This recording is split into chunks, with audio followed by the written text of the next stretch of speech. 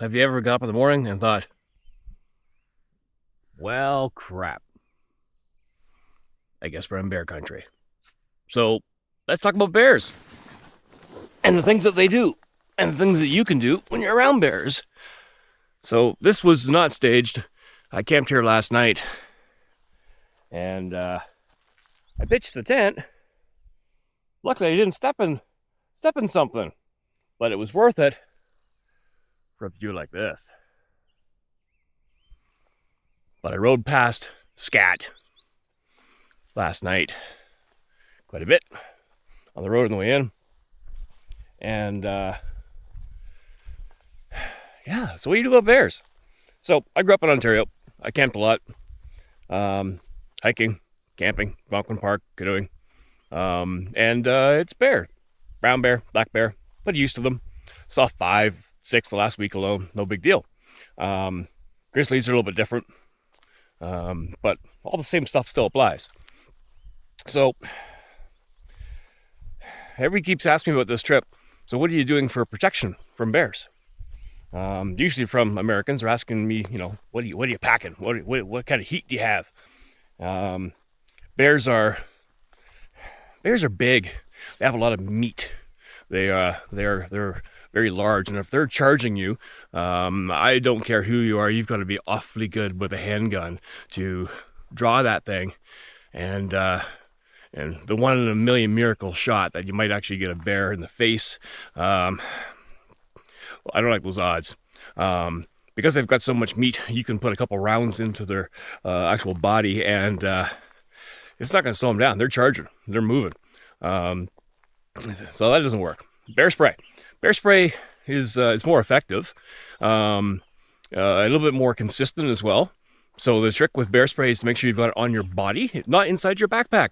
So typically I carry it in a quick draw holster. It's on the front of my tactical harness so that I can pull it out fairly quick. The reason I like it on my body instead of on the bike as well is so that I can use it when I'm away from the bike. It's attached to the bike and I'm off somewhere enjoying a view, and then the bear comes up, not so good. When I'm riding, I'm not too worried about bears. Bike makes lots of noise, not a big deal. They say the most effective thing right now these days is to have 2 cans of bear spray. You use one to slow it down and kind of stop the charge, and then the other one to kind of really make it think twice about what it's doing. It's either going to stop and take off, or it's going to give you the time you need to get away. So, but of course those are, if you've got to use something to prevent a charge, you've already done a whole bunch of stuff very wrong. So it's all about prevention. And the biggest thing is prevention is to make sure that you don't have any scents, any smells near your tent. So if you can, you cook somewhere else. You eat somewhere else. So when you actually get to the point where it's bedtime, your campsite doesn't smell like food. Of course, the obvious, you don't keep things in your tent at night, so all scents go away. So here's what I do. You may notice that we've been walking for a little bit up the road. So there's all my food. Hung in a tree over here. So as a backpacker and a hiker, and even as a backpiker, backpiking. Oh, see, this is what happens when your coffee is not with you yet.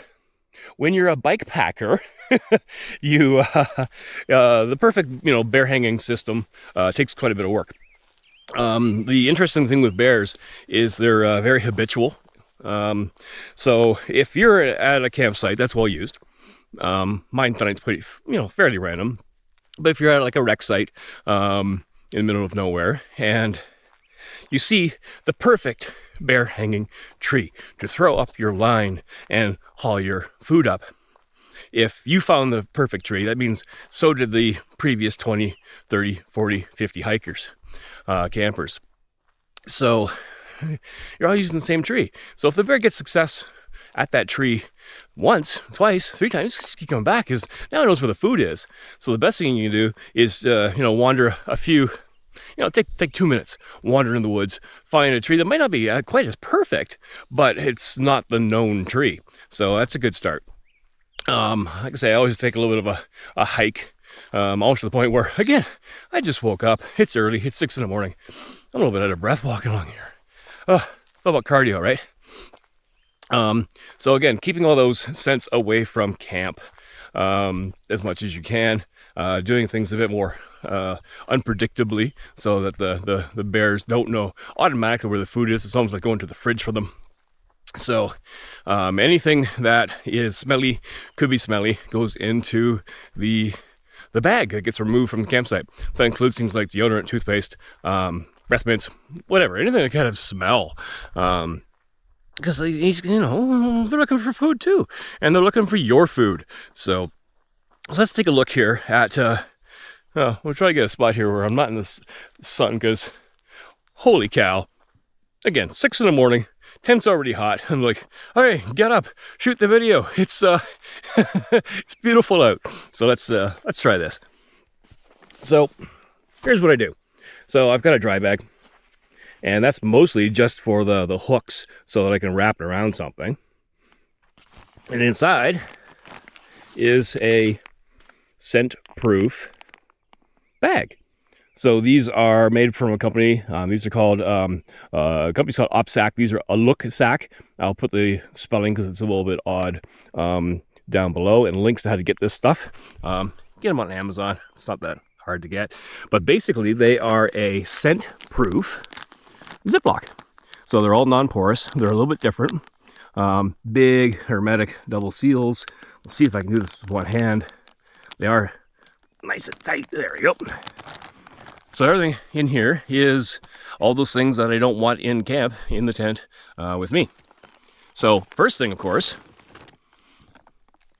is your garbage bag. So everything that could have smells from the last couple of previous days goes into your garbage bag. Things like empty Fireball bottles. Cinnamon whiskey is quite fragrant if you've ever had any. Yes, I'm still sticking to my $50 a day budget. This was gifted to me 5 days ago. Just a little sip at night. It's now empty. We'll have to work on that. Cutlery.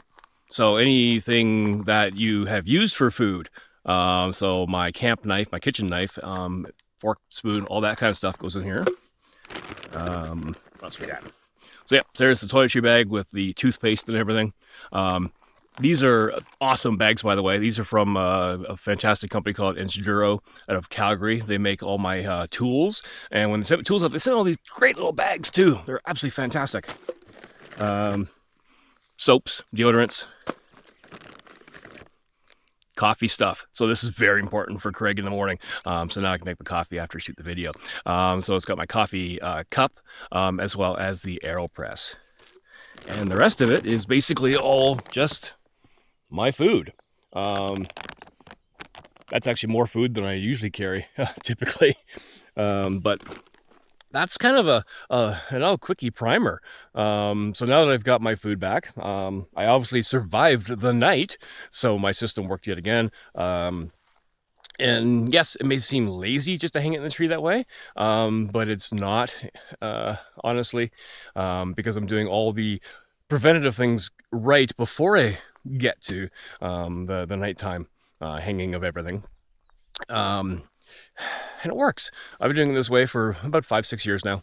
And it is simple. But again, if you find something that works and effective, then I stick with it. If for whatever reason a bear or other animals, to be honest, I guess, gets my food bag, it's not like I'm a bike packer or a hiker or canoeist where I'm a few days away from food. No, I'm on a motorcycle. I get up, I can just, ride to the next stop. There's gas stations everywhere. You gotta stop for fuel anyways. So, depending on what your range of your bike is, yeah, you go hungry for a few hours, not a big deal. But the biggest thing is keeping that bear away from you.